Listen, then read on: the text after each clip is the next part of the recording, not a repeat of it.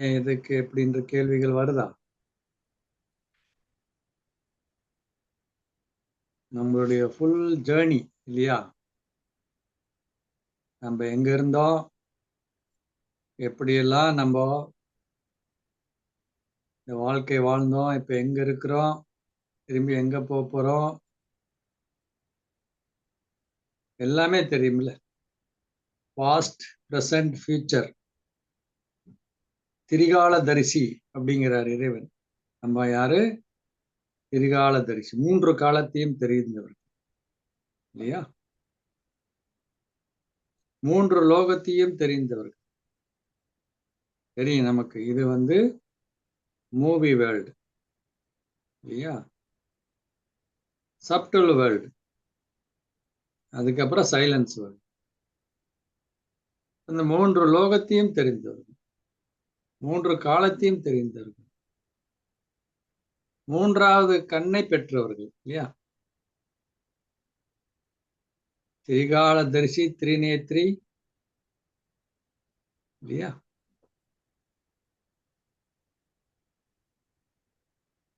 அப்போ எல்லாமே தெரிஞ்சு போச்சு நமக்கு. நம்ம யாருன்னு தெரிஞ்சு போச்சு, நம்ம கூட இருக்கிறவங்கள யாரு, இந்த உலகத்துல யாரு தெரிஞ்சு போச்சு.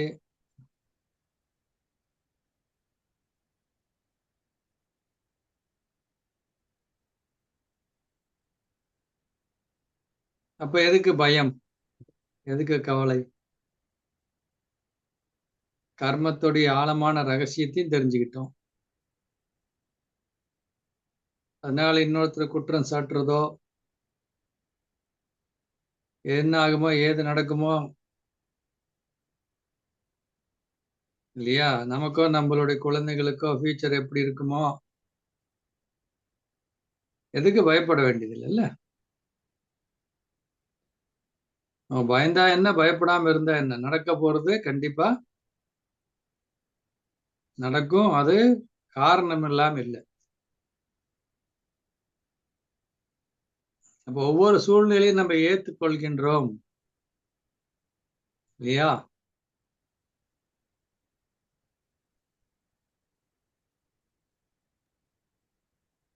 நடக்க போறது நடக்கும்னா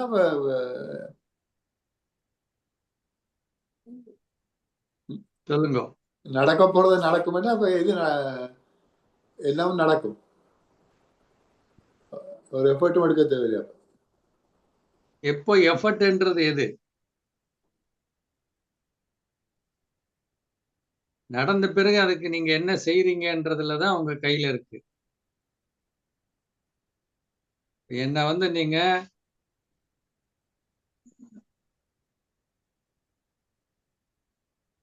ரொம்ப பிழையா பேசிட்டீங்க, ஏதாவது ஒண்ணு நடந்துட்டது, அதற்கு நான் எதிர்வினை எப்படி செய்ய போறேன்றது என் கையில இருக்கு. ஆனா என்ன பேசுனது என்ன?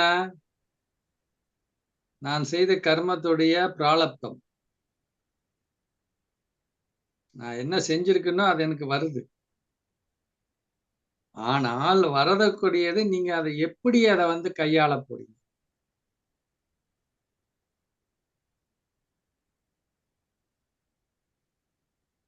பிளாக் பால் ஒருத்தர் எரியறாங்க, நீங்களும் அதை பிளாக் பாலாவே எரியணுமா இல்ல ஒயிட் பாலா எரியணுமா? ஒயிட் பாலா எரியணும். அது உங்க கையில இருக்கு. ஆமா, வர்றது நம்ம கையில இல்ல. நடக்கிறதெல்லாம் அவங்ககிட்ட கையில இல்லை, அது கர்மாவால வருது. ஆமா, ஆனால் அதான் பிராலப்தம்ன்றோம். ஆனால் வர்றத, நடக்கிறத, அதுக்கு நீங்க வந்து எப்படி ரியாக்ஷன் பண்ணணும்ன்றது உங்க கையில இருக்கு. அது உங்களுக்கு வந்து சாய்ஸ் இருக்குது.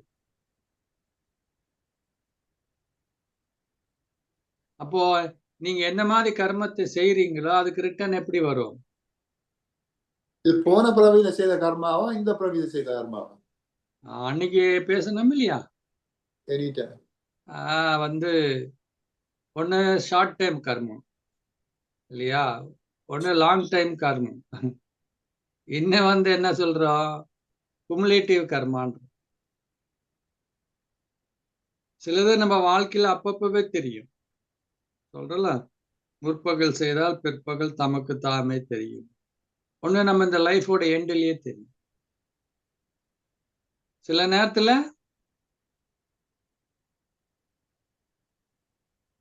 எப்ப செஞ்சது, எப்ப விதை வச்சதுன்னே தெரியாது.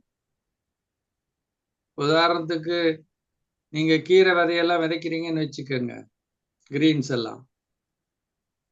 அது வந்து 1 மாசத்திலேயே வந்துரும் இல்லையா? ரொம்ப அது விதைதான். இப்ப வெண்டைக்காய், கத்திரிக்காய் எல்லாம் போட்டீங்கன்னா, அது விதைதான். ஆனா அது ஒரு 3 மாசத்திலேயே உங்களுக்கு அதான பலனை கொடுத்துரும். சில நெல்லு அதெல்லாம் போட்டீங்கன்னா 6 மாசம் ஆகும். மஞ்சள், கரும்பு அதெல்லாம் 1 இயர்க்கு வரும். இப்போ மாங்காய் மரம் வைக்கிறீங்க, தேங்காய் மரம் வைக்கிறீங்க. அது இயர்ஸ் எடுக்கும். ஆமா. அப்போ சில கர்மா நமக்கு உடனுக்கு உடனே தெரியுது இல்லையா? ஒண்ணு லாங் டேர்ம் கர்மா இந்த மாதிரி இருக்குது. அதான் சொல்றேன், எந்த ஜென்மத்துல என்ன பண்ணணும்.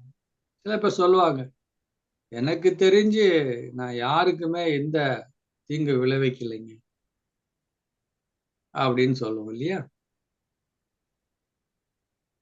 சில நேரத்துல பார்க்கலாம் நீங்க. நல்ல பொண்ணா இருப்பாங்க, இல்ல நல்ல பையனா இருப்பாங்க. என்ன இருந்தாலும் எனக்கு தெரியுங்க அந்த பையன், எனக்கு தெரியுங்க அந்த பொண்ணு எப்பேர்ப்பட்ட பொண்ணு. ஏன் அந்த பொண்ணுடைய வாழ்க்கை இப்படி ஆயிடுச்சு? ஏன் அந்த பையனுடைய வாழ்க்கை இப்படி ஆயிடுச்சு?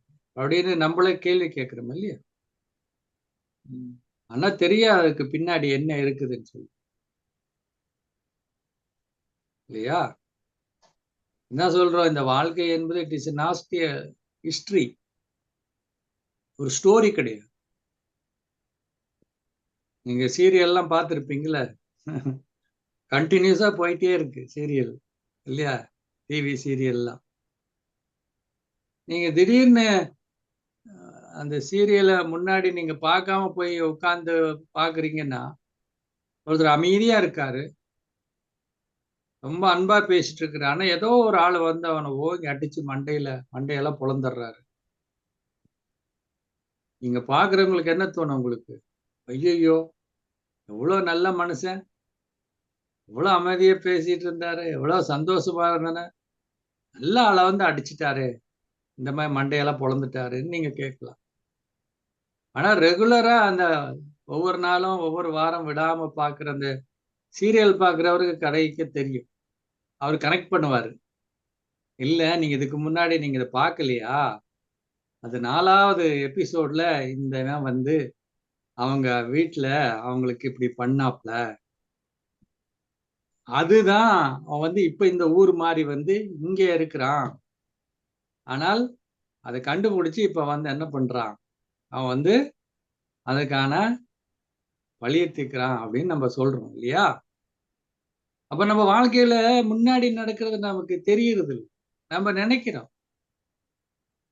இது ஏன் நடக்குது எனக்கு? இல்ல நம்ம கூட இருக்கிறவங்களுக்கு ஏன் நடக்குது? அதான் கர்மத்துடைய விதி வந்து ரொம்ப ஆழமானது.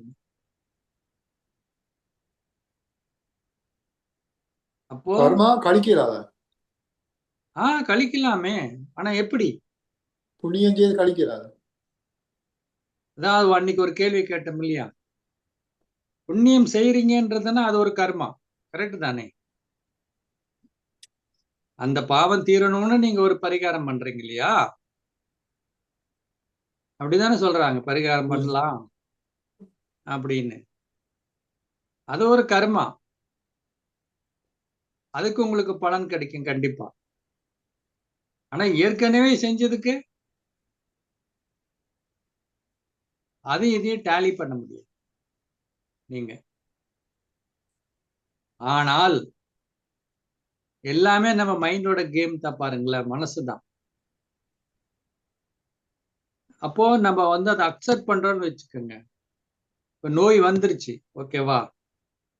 ஒருத்தருக்கு நோய் வந்துட்டு அந்த நோய் வந்திருக்குன்னா சும்மா வந்திருக்குமா? திடீர்னு தான் ஒரு நாள் வெளிப்படுது. அவர் வெகு காலத்துடைய அவருடைய தீய பழக்க வழக்கங்களோ, அவங்க இவ்வளவு நாள் அது தெரியாம இருந்திருக்கு. அந்த டைம்ல வெளியே வருது. அப்ப நான் புரிஞ்சுக்கணும். ஏதோ அங்கேயோ ஒரு மிஸ்டேக் நடந்திருக்கு. ஏதோ ஒரு காரணத்தினாலதான் இது எனக்கு வந்திருக்குது. அதை முதல்ல அக்செப்ட் பண்றீங்க. ஐயோ எனக்கு வந்துருச்சே, எனக்கு வரலாமா இப்படின்னு புலம்புறதுக்கு பதிலாங்க முதல்ல நம்ம என்ன பண்றோம், நோய் வந்துருச்சு அக்செப்ட் பண்ணு.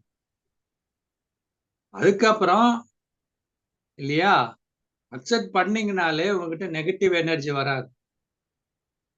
கரெக்டு தானே? நெகட்டிவான எனர்ஜி கிரியேட் பண்ண மாட்டோம் இல்லையா? அதுக்கப்புறம் என்ன பண்றோம், அந்த பாசிட்டிவான எனர்ஜியை உங்களை என்ன பண்ணுது, ஹீல் பண்ணுது. உங்களுடைய மைண்டோடைய எனர்ஜி வந்து ட்ரெயின் அவுட் பண்ணாது. சரி, அடுத்த ஸ்டெப் நம்ம என்ன பண்ணலாம்? அதுக்காக வந்துட்டுது. இப்ப நம்ம என்ன செய்யணுமோ அந்த முயற்சி எடுக்கலாம், அவ்வளவுதான். அப்படின்னு எடுக்கும்போது நீங்க என்ன பண்ண முடியும்? ஒண்ணு, உங்க மனதளவுல அந்த கர்மத்தை அனுபவம் பண்ண மாட்டீங்க. ஏன்னா நீங்க அக்செப்ட் பண்ணிருக்கீங்க இல்லையா? உங்க மனசு லேசா இருக்கு. அந்த லேசாக இருக்கக்கூடிய ஒரு மனநிலை என்பது ஒரு கர்மா. அந்த லேசான மனநிலையுடைய கர்மா உங்களுடைய பாடியில வந்து என்ன ஆகும், அந்த வைப்ரேஷன் போகும். அப்போ உங்க பாடி வந்து ஹீல் ஆகும். புரிஞ்சதுங்களா? அப்போ இப்படிதான் ஆகும். இப்போ வர்றதை நம்ம என்ன பண்ணணும், நம்ம செய்து. ஆனா அதுக்கு இதுக்கு நீங்க டேலி பண்ணுவீங்களா இல்லையா? உங்களை நான் ஏகப்பட்ட பிரச்சனை பண்ணி கொடுக்காத துன்பமெல்லாம் கொடுத்துட்டு இல்லையா, கடைசியில சிம்பிளா ஒரு பரிகாரம் பண்ணிடுங்க சரியா போகும், அவருக்கு நீங்க செஞ்ச துன்பமெல்லாம் வந்து விலகி போகும்னு யாராவது சொன்னா நீங்க ஒத்துப்பீங்களா என்ன? ஏயா, எனக்கு இவ்வளவு பண்ணியிருக்கிறான் அந்த ஆளு, அவருக்கு ஒரு தண்டனை கொடுக்கறது இல்ல, ஒரு கோர்ட்டுக்கு அனுப்புறது இல்ல, ஒரு ஜெயிலுக்கு அனுப்புறது இல்ல, அவர் ஏதோ ஏழைங்களுக்கு பணம் வந்து உதவி பண்ணிட்டாரு, இல்ல அவர் செஞ்ச தப்புக்கு வந்து அன்னதானம் பண்ணிட்டாரு, இல்லைன்னா வஸ்திர தானம் பண்ணிட்டாரு, அதனால அவரை விட்டுறலாம், அவருக்கு என்ன நீங்க பாடம் போட்டீங்கன்னு கேட்கிறோமா இல்லையா? இன்னைக்கு கூட நியூஸ் பேப்பர் எல்லாம் பாக்குறோம், எவ்வளவோ பணக்காரர்கள் இல்லை யாரோ வந்து காரை விட்டு ஏற்றிடுறாங்க, இல்ல ஏதாவது நடந்து போச்சுனாக்கா அவங்க எவ்வளவு கோடி கொடுக்கறதுக்கு சரியா தானே இருக்காங்க. அந்த பரிகாரம் நான் சரி பண்ணிடுறேன்றாங்களே எல்லாமே. ஆனால் அந்த பாதிக்கப்பட்டவங்க ஒத்துக்கிறாங்களா? நடையா நடக்கிறாங்கல்ல.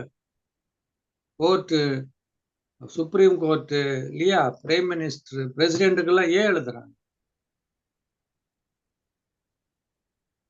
அவங்க எப்படி அப்படி செய்யலாம்? அது எப்படி? அது என்ன நியாயம் இல்லையே அது. அப்ப கண்டிப்பா அவங்களுக்கு என்ன வேணும்? எனக்கு அதுக்கு நீதி வேணும், அவங்க தண்டிக்கப்படணும் அப்படிங்கிறாங்க இல்லையா? அப்போ பக்தியில நீ என்ன செஞ்ச பாவம் எல்லாம் அப்படியே கழிஞ்சிரும், நீ வந்து இந்த மாதிரி பண்ணுன்னு சொன்னா, கடவுள் அப்படி ஒத்துக்கிட்டாருன்னா, அப்படி ஒண்ணு இருந்ததுன்னா நம்ம எல்லாரும் ஒத்துப்பாங்களா அந்த மாதிரி? இல்ல இல்லையா?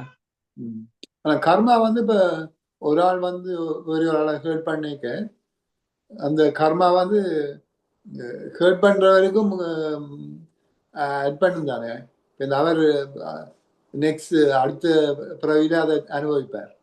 அப்ப கர்மா அப்படி நான் ஸ்டாப்பா போய்கொண்டே இருக்கு, மாறி மாறி. என்ன எப்ப நீங்க புரிஞ்சுக்கிறீங்களோ அப்போ உங்களுடைய கர்மத்தை நல்லா மாத்தலாம் இல்லையா?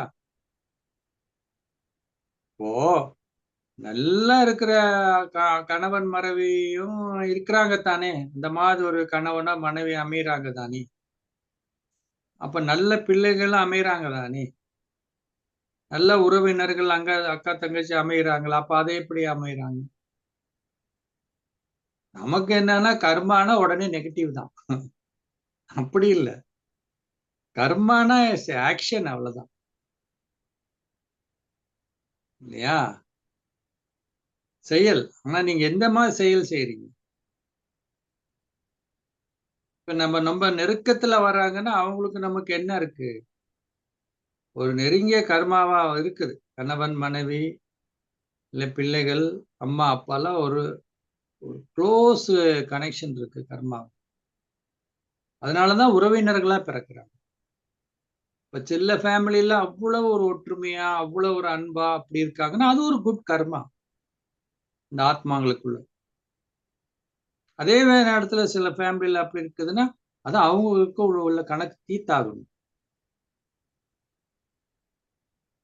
அப்போ நல்லது கெட்டது எதுவானாலும் எங்க போனாலும் நமக்கு நம்ம கூட வர்றது என்னன்னா நம்ம கர்மா தான் கூட. கர்மான்னா கணக்கு, நாட் கெட்ட விஷயம் இல்லை. கர்மான செயல். நம்ம செயல். செய்த செயலுடைய வினை இல்லைங்களா? வினை பயன் அப்படிங்கிறோம் இல்லையா? கர்மானா வினை செயல். குட் கர்மா, பேட் கர்மா அப்படின்றோம்.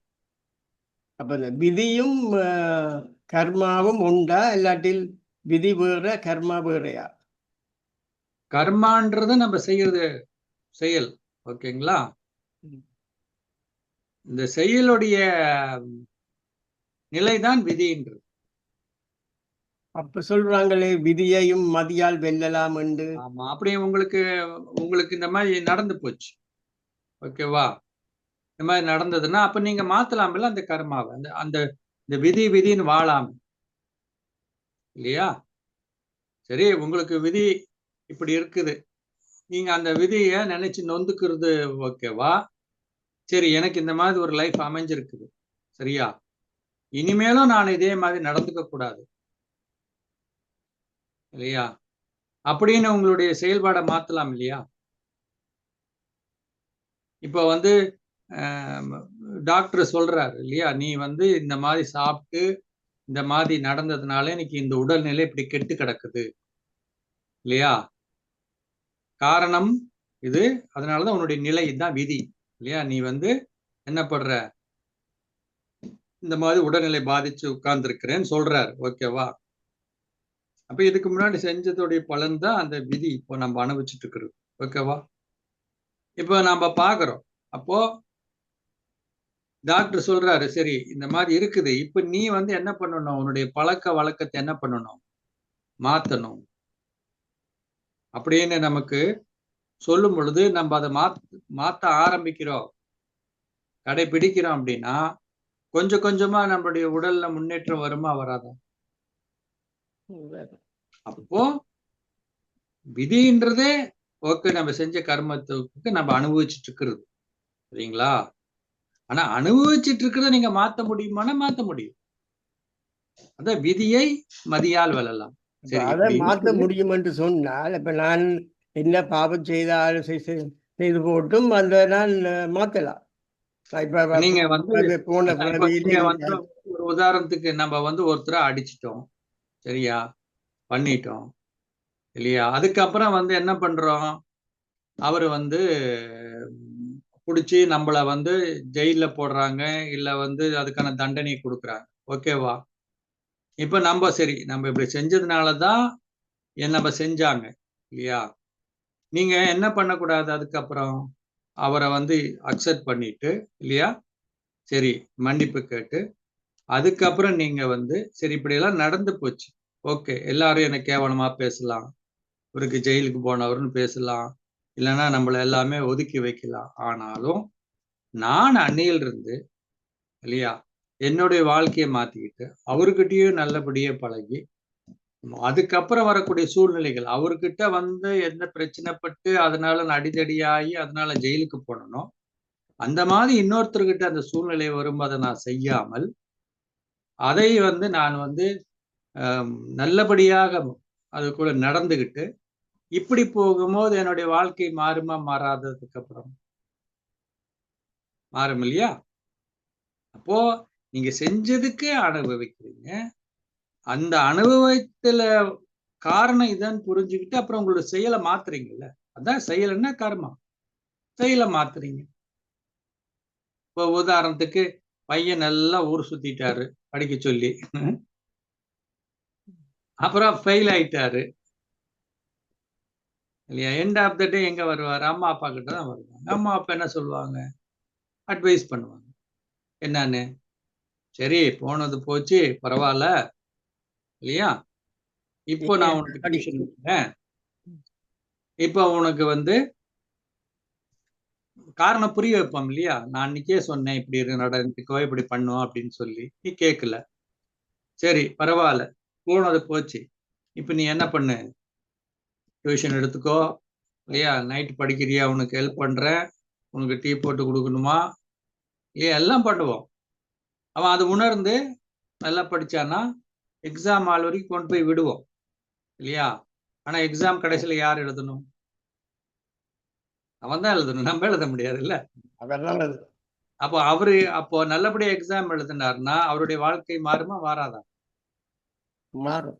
அப்ப அன்னைக்கு இருந்த நிலை ஃபெயில் ஆயிட்டாரு, அவர் வேலை கிடைக்காம இருக்காரு, இல்ல அவர் வந்து இதாயிட்டாருனாலும் அந்த நிலை ஓகே.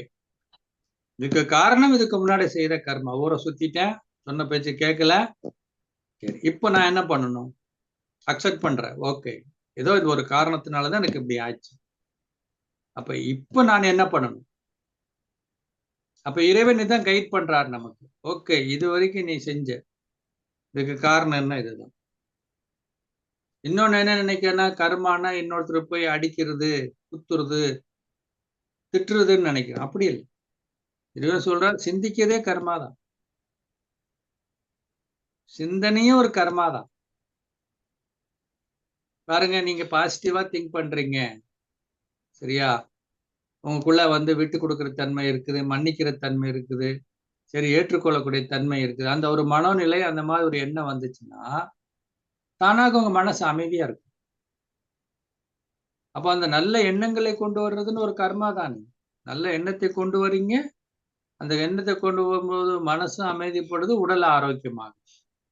மனசு அமைதியா இருக்கும்போது உங்களுடைய உறவினர்கள் கூட, சொந்த பந்தத்து கூட நீங்க அமைதியா நல்லபடியா பேசுவீங்க.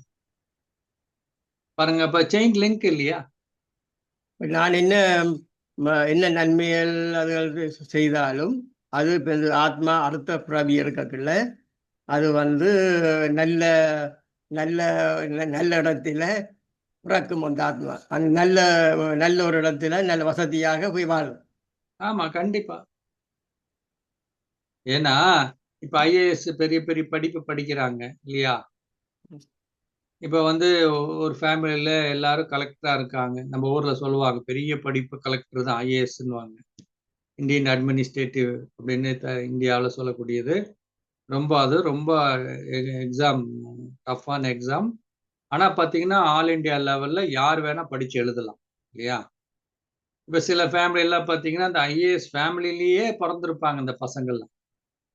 அவங்க மாமா ஐஏஎஸ்ஆ இருப்பாரு, அவங்க அப்பாவா இருப்பாரு, இல்லைன்னா அவங்க தாத்தா இருந்திருப்பாரு, இந்த மாதிரி எல்லாமே. ஆனா ஆல் இண்டியா லெவல்ல நீங்க பாத்தீங்கன்னா ஒரு சாதாரண ரிக்ஷா ஓட்டுற ஆளு, இல்ல ஒரு சாதாரண விவசாயியோடைய ஆளு பையனும் வந்து இன்னைக்கு அந்த எக்ஸாம்ல வந்து ப்ரிலிமினரி கிளியர் பண்ணி, அதுக்கப்புறம் மெயின்ஸ் கிளியர் பண்ணி, அதுக்கப்புறம் இன்டர்வியூ எல்லாம் போய் பாஸ் பண்ணிடுறாங்க.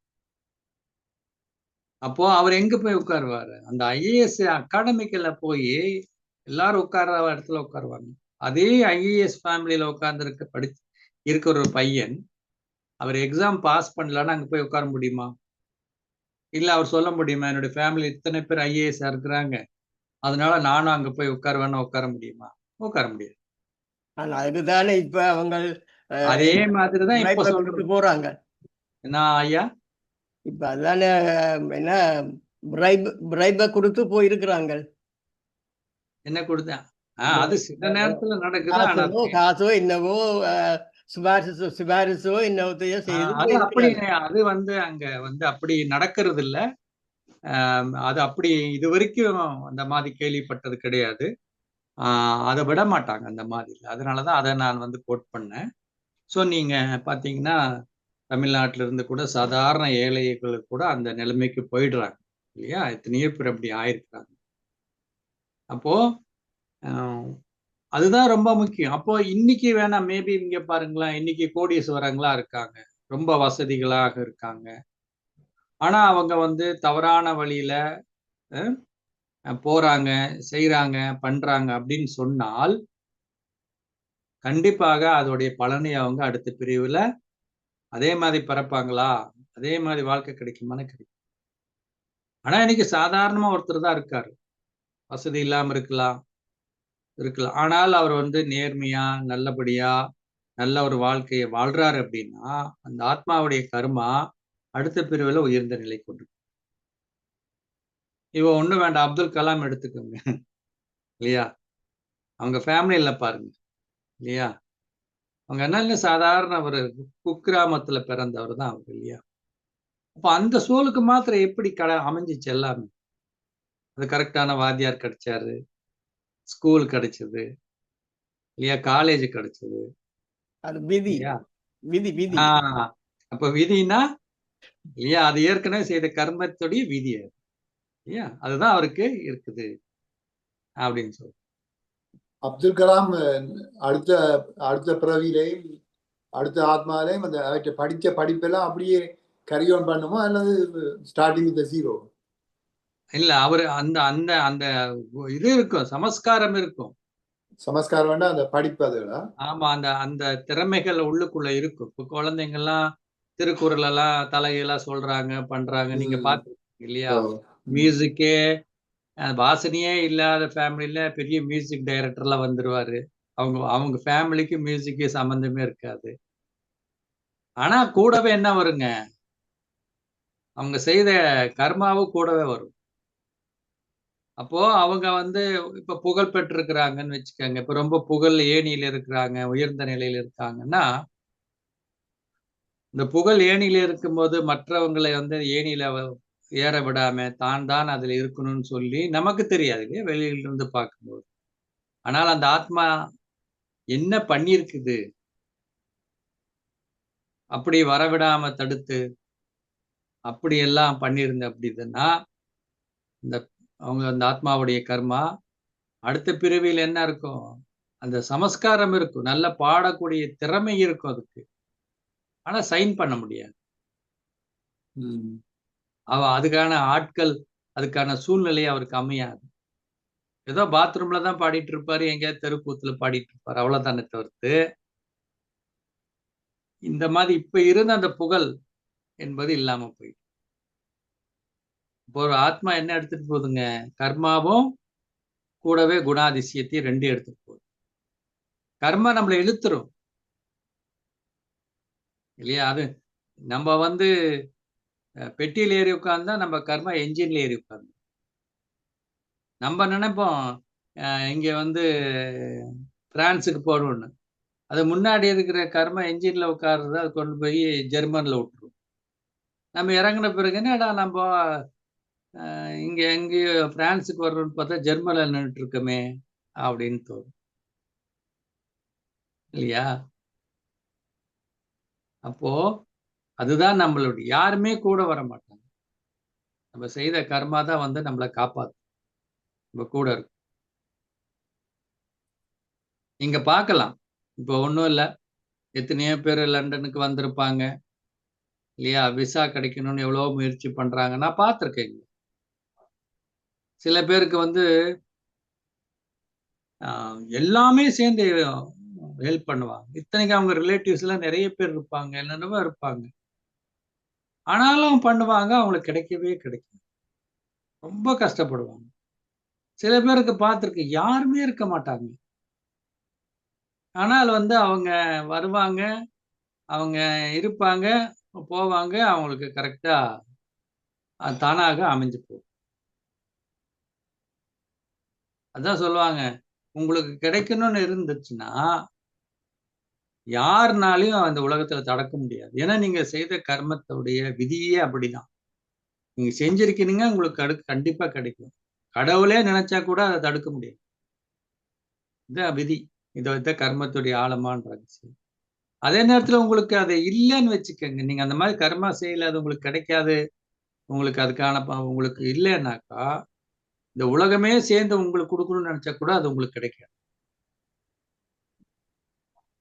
அப்ப நாங்கள் அப்ப முயற்சி செய்து கொண்டிருக்க வேணுமா இருக்கக்கூடாதா? இப்ப எங்க நினைச்சதான் விதியின்படி சொல்றேன் நடக்கிறதா நடக்கும் என்று சொன்னா நாங்கள் முயற்சி செய்து பிரயோசனம் இல்லையே. நடக்கிறது நடக்கணும்னா வந்தது வரப்போறது இப்ப நமக்கு ஒவ்வொரு செகண்ட் நடக்கிறத அதை ஏத்துக்கணும். அதை நம்ம ஒண்ணுமே பண்ண முடியாது. ஆனால் அதிலிருந்து நான் என்ன கர்மம் செய்ய போன்றோன்றது கண்டிப்பா செய்யும். நம்ம என்ன பண்ணா நமக்கு வந்ததை ஏன் வந்துச்சு எதுக்கு வந்துச்சுன்னு அதுல போய் மாட்டிக்கிறோம்ல. அதுல நீங்க கேள்வி எழுப்பக்கூடாது. ஏன் வந்துச்சு எதுக்கு வந்துச்சு எனக்கு தான் வரணுமா இல்லையா? கடவுளுக்கு எல்லா பிரச்சனையும் எனக்கு தான் அவர் அனுப்பணுமா? வேற யாரும் கிடைக்கலையா? இல்லையா? இவர் தான் என்னை எனக்கு கிடைக்க வேண்டியதை இவர் தடுக்கிறாரு இல்லையா? இவங்கனாலதான் என் வாழ்க்கை இப்படி ஆயிடுச்சு. அதெல்லாம் விட்டுறணும். ஆனா நான் என்ன செய்யணும் அது என் கையில இருக்கு. அதை நம்ம செஞ்சுட்டே போகணும். நல்லதை சிந்திக்கணும், நல்லதை பேசணும், நல்ல கர்மங்களை செய்யணும் இல்லையா? நம்ம இதுல எல்லாம் லாக் ஆயிடுறோம். அதனால நல்லது செய்யறதுக்கு நம்ம செய்யறதே இல்லையே. ஏற்கனவே இருக்கு கணக்கு, திரும்பியும் கணக்கு கிரியேட் பண்றோமே மறுபடியும் நெகட்டிவ் இல்லையா? லாஸ்ல போகுது பேங்க் பேலன்ஸ். ஏற்கனவே லாஸ்ல இருக்குது.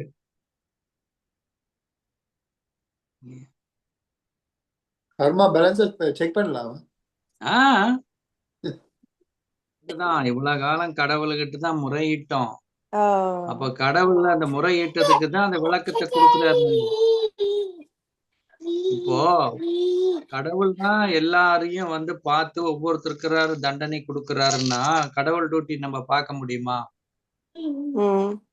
எத்தனை கோடி மக்கள் இருக்காங்க இந்த உலகத்துல. ஒவ்வொரு செகண்ட்லயும் அந்த உலகத்துல என்னென்ன நடக்குது இல்லையா? ஒவ்வொன்றும் அவர் பார்த்து பார்த்து இவருக்கு இது கொடுக்கணும் அது கொடுக்கணும்னு செய்வாரா? செய்ய முடியுமா? இல்லத்தானே. அப்போ இது தானாக நடக்கக்கூடியது. எப்படி நீங்க செவுத்துல ஒரு பந்தை நீங்க மெல்லமா அடிச்சா மெல்லமா வரும் இல்லையா? வேகமா அடிச்சா வேகமா வரும். இப்ப அந்த கையை மெல்லமா தட்டினீங்க சவுண்டு மெல்லமா வரும். பலமா தட்டினா சவுண்ட் அதிகமா வருது இல்லையா? அதே தட்டும் போது வலி கம்மியா இருக்குது, மெல்லமா தட்டும் போது அதிகமா தட்டும் போது வலி ஏற்படும். அப்ப every action as a equal and opposite reaction. ஒவ்வொரு செயலுக்கு என்ன இருக்கு? அதுக்கு எதிர்வினை என்பது இருக்குது. இதனுடைய அடிப்படையில தான் நம்ம வாழ்க்கை நடக்குது. இது யாரும் கொடுக்க வேண்டிய அவசியமே இல்லை. இதுக்கு அப்ப அந்த கர்மாண்ட அது இப்படி அனுபவிப்பின மன்னிப்புன்றது கிடையாது என்று சொல்றீங்களா? அந்த பாவம் இருக்குமென்ற மாதிரி. அதுதான் நான் முதல்ல இருந்து உங்களுக்கு விளங்கப்படுத்துறேன். உங்களுக்கு அளவில்லாத துன்பத்தை நான் கொடுத்துட்டேன். நீங்க அதுக்குதான் உதாரணம் சொன்னேன் இல்லையா? ஒருத்தர் ஒரு குடும்பத்தை அவ்வளவு அழிச்சிட்டாரு இல்லையா? பணம் கொடுத்து பரிகாரம் தேடிடலான்னு சொன்னா ஒத்துக்கிறோமா? போறதுக்கு போகுது இல்லையா? தண்டனையை வாங்கி கொடுக்கணும்னு தானே சொல்றாங்க எல்லாருமே. அந்த ஆளை விடக்கூடாது, அந்த ஆளுக்கு தண்டனை கொடுக்கணும், ஜெயில போடணும்னு சொல்றாங்க தானே. அவர் தான் கோடிக்கணக்கா பணம் வச்சிருக்காரு. உங்க வீட்டுக்கு ஏற்பட்ட இழப்பு அவர் கொடுக்கறது தயாரா இருக்காரு. நீங்க ஏழைதான், ஆனா உங்களை கோடீஸ்வரர் ஆக்குறேன்றாரு அவருக்கு பணம் கொடுத்து. ஆனா வேண்டான்றமே இல்லையா? அப்போ நமக்கு என்ன வேணும்? அதுக்கு நீதி வேணும்ன்றோம்ல. அதுதானே நீதி. அப்ப கடவுளையும் காசு கொடுத்து வாங்கிடலான்னா அப்ப இந்த உலகத்துல பணக்காரங்க தான் இல்லையா? கடவுளே பணக்காரர் கையிலுக்கு போயிடுவார்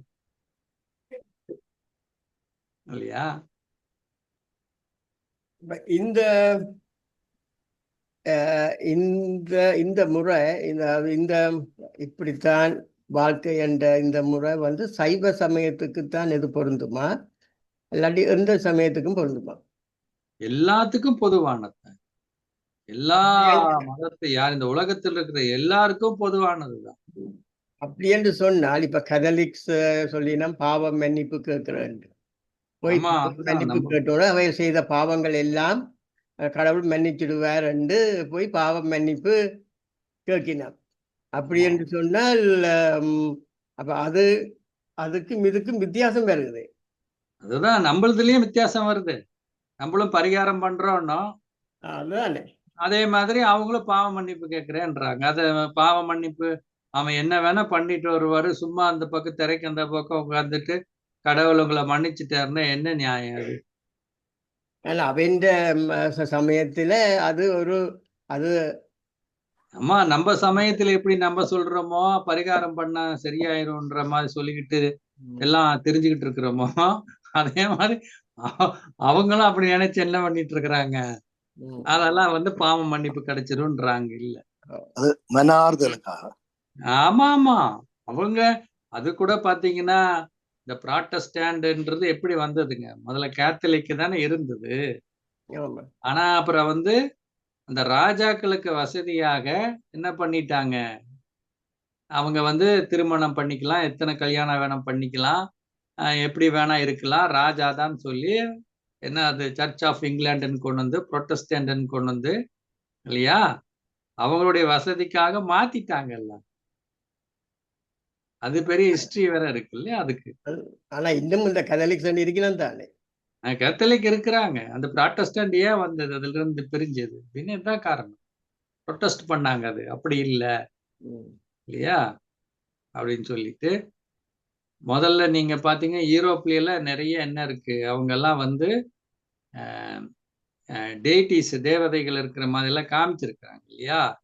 நீங்க ஓல்டு டெஸ்டமென்ட்ல எல்லாம் மறுஜென்மங்களை பத்தி இருக்குது. இப்ப அவங்க மறுஜென்மங்கள் நம்புறது இல்லைன்றாங்க. ஆனா மறுஜென்மத்தை பத்தி இருக்குது. ஆனா இந்த ராஜாக்கள் அவங்க எல்லாம் வந்து நியூ டெஸ்டமென்ட்னு கொண்டு வந்து அதுல மாத்திட்டாங்க. அப்படியெல்லாம் கிடையாது அப்படின்றதெல்லாம் மாத்திட்டாங்க. எத்தனையோ அதுக்கான ஹிஸ்டரிகள் இருக்கு. இப்ப சயின்டிபிக்கா ப்ரூவ் பண்றாங்க.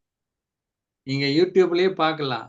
லைஃப் ஆஃப்டர் டெத்ன்னு நீங்க போட்டீங்க அப்படின்னா யூடியூப்ல எப்படி வந்து ஒரு இங்கிலாந்துல பிறந்த ஒரு பொண்ணு போன ஜென்மத்துல பிரான்ஸ்ல ஒரு ரயில்வே ஸ்டேஷன்ல ஒரு சின்ன இந்த நடப்பாதையில ஒரு இது மாட்டி காலு மாட்டி அதனால விழுந்து இல்லையா, ட்ரெயின் ட்ராக்ல அடிபட்டு அதுக்கப்புறம் இருக்குதுன்றது அங்க சர்ச்சில் வந்து அந்த பொண்ணு கூட்டிட்டு போய் காமிக்குது, என்ன இங்கதான் புதைச்சாங்க, இந்த சர்ச்சில் என் பேரு இந்த பேரு, நான் இங்க இருக்கிறேன் அப்படின்னு சொல்லி.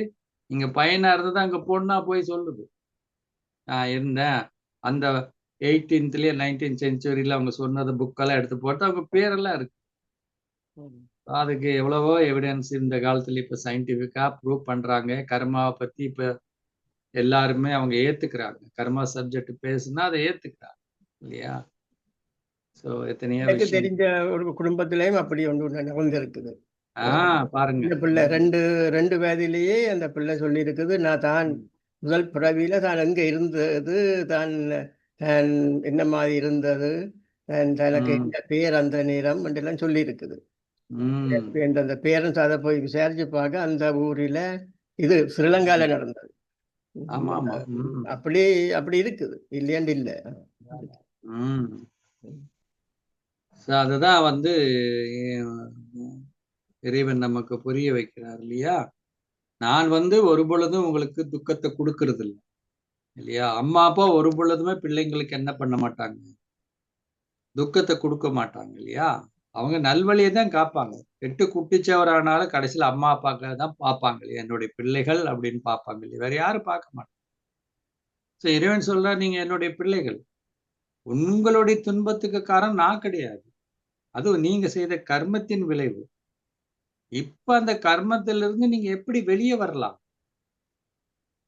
வெளியில வந்து எப்படி உன்னுடைய வாழ்க்கையே சிரேஷ்டமான கர்மங்களை செய்து அதனுடைய பலனை நீ எப்படி அடையலாம். அப்படின்ற கைட்லைன்ஸ் தான் இறைவன் கொடுக்கிறார். அதுக்கு தான் இறைவன் ஞானம் என்ற 3வது கண்ணை திறக்கிறார். நீ யாரு? நீ ஆத்மா. அப்போ நீ எங்க இருந்த? முதல் இந்த உலகத்துல வரும்போது ஆத்ம உணர்வுல இருந்த. அப்போ நீ நல்ல கர்மங்களை செய்த, சுகமான வாழ்க்கை வாழ்ந்த. அப்போ உனக்கு கடவுளே தேவையில்லை, நானே தேவையில்லை. நம்ம எப்போ டாக்டர்கிட்ட போவோம்? எப்போ ஹாஸ்பிட்டல் நினைவு வரும்? நமக்கு ஹெல்த் சரியில்லாம போனாதான் அடா எப்படி போச்சே டாக்டர்கிட்ட போகலாம் அப்படின்னு ஒரு எண்ணம் வரும். ஹாஸ்பிட்டலுக்கு போனா உங்களுக்கு ஹெல்த் பிரச்சனையே இல்லை, நீங்க எதுக்கு டாக்டரை பத்தி நினைக்க போறீங்க? எதுக்கு நீங்க ஹாஸ்பிட்டலை பத்தி நினைக்க போறீங்க? நினைக்க மாட்டோம்ல. அப்போ சத்தியுகம் நேத்து பார்த்தோம். சொர்க்கத்துல இல்லையா, அங்க ஹாஸ்பிட்டல் இருக்குமா? இருக்காது. போலீஸ் ஸ்டேஷன் இருக்குமா? இருக்காது. ஜட்ஜ் இருப்பாரா? இருக்க மாட்டார்.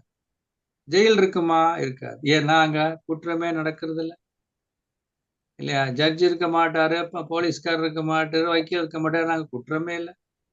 ஹாஸ்பிட்டல் இருக்காது, டாக்டர்ஸ் இருக்க மாட்டாங்க, நோயே கிடையாது இல்லையா. அங்க கோயில் இருக்காது, சர்ச் இருக்காது, மசூதி இருக்காது. ஏன்னா அங்க எந்த பிரச்சனையும் இல்லை. காரணம் எல்லாம் ஆத்ம உணர்வுல இருப்போம். ஆத்மா உணர்வுல இருக்க ஆத்மாவுடைய தன்மைகள் தானாக வெளிப்படும். சரீர உணர்வுக்கு வந்துட்டு ஆட்டோமேட்டிக்கா என்ன ஆகும்? சரீர தன்மையுடைய உணர்வுகள் வெளிப்படும். பொறாமை, வெறுப்பு, கம்பேரிசன், காம்படிஷன் எல்லாம். பிரதர், ஒரு முக்கியமான கேள்வி. நான் கனவு காணுவேன், அது அப்படியே பேர்ந்து அப்படியே நடக்கும். அது என்னத்துக்காண்டி? நீங்க என்ன கனவு காண்றீங்களோ அது அப்படியே நடக்குதா? அப்படியே நடக்குது. ஏன் அப்படி என்று ஏதாவது விளக்கம் சொல்லலாமா? இல்ல, சில பேருக்கு அந்த தன்மை இருக்கு. இப்போ நீங்க பாத்தீங்க அப்படின்னா சில இடங்கள் எல்லாம், எனக்கு கூட ஒரு முறை இங்க முதல் லண்டனுக்கு வரும்போது கொஞ்ச நாளாவே ஒரு மாசமாகவே எனக்கு வந்து அப்படியே வந்து ஒரு குளோபுல வந்து அப்படியே வந்து போற மாதிரியும், ஒரு பக்கத்துல இருந்து இன்னொரு பக்கம் அப்படியே போற மாதிரியும், அங்க போய் இறங்குற மாதிரி இப்படி ஒரு விஷன் நமக்கு வந்தது. எனக்கு ஒரு கன்ஃபியூஷனா இருந்தது. ஏன் இந்த மாதிரி எனக்கு இந்த காட்சிகள், இந்த கனவுல இந்த மாதிரி ஒரு குளோப் தெரியுது, என்ன ஏதுன்னு பார்க்கும்போது ஆஃப்டர் ஃபியூ மந்த்ஸ்க்கு அப்புறம் அந்த மாதிரி ஒரு சூழ்நிலை வந்தது. அதுக்கப்புறம் வந்து நான் லண்டனுக்கு வந்தேன். அந்த டைம்ல நான் அதிகமா யோசிக்கல அது ஏன் வந்ததுன்னு. அப்புறம் திடீர்னு ஒரு நாள் தான் அது உட்கார்ந்து யோசிக்கும் போது இந்த மாதிரி நமக்கு ஒரு வந்தது, ஏன் வந்தது? அப்ப முன்கூட்டியே நமக்கு தெரியுது சில விஷயங்கள். சில இடங்களுக்கு நீங்க போனா கூட அது ஏற்கனவே பார்த்த மாதிரியே இருக்கும். அப்படிதான். நான் இப்ப 2-3 வீடு மாறிட்டேன். ஒரு வீட்டுக்கு போயிருக்க அந்த வீட்டுல நான் வீட்டுக்கு அதுதான் முதல் முறை போறேன். ஆனா நான் கூடுதலா அங்க இருந்த எல்லா ஞாபகங்களும் வருது. ஆமா ஆமா, இதுதான் நேத்து பாத்தீங்களா இந்த 5000 இயர்ஸ் சைக்கிள் பார்த்தோம் இல்லையா? இந்த மாதிரி நம்ம வந்து இந்த ஏற்கனவே அந்த இடத்துக்கெல்லாம் நம்ம போயிருக்கிறோம்.